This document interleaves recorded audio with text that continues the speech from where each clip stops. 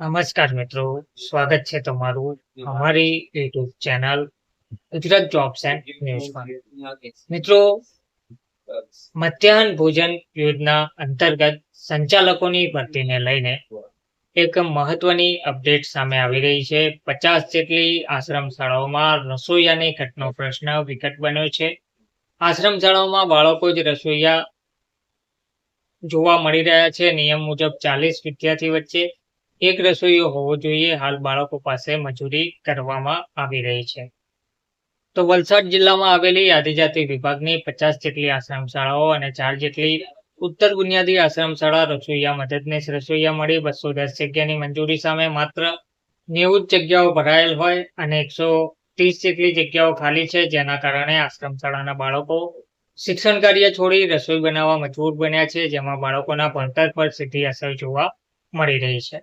તો વલસાડ જિલ્લાના કપરાડા, ધરમપુર સહિતના તાલુકાઓના આદિવાસી અંતરિયાળ વિસ્તારમાં ગરીબ આદિવાસી પરિવારો મજૂરી અર્થે ઘર પરિવાર છોડીને મોટા શહેરોમાં જતા હોય છે.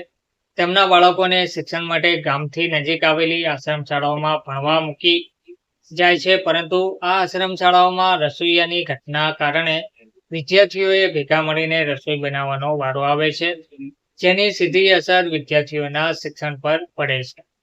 જિલ્લામાં કુલ 50 જેટલી આશ્રમ શાળાઓ તેમજ 4 જેટલી ઉત્તર બુનિયાદી આશ્રમ શાળાઓ છે. અંદાજિત કુલ 8000 જેટલા વિદ્યાર્થીઓ રહીને અભ્યાસ કરે છે.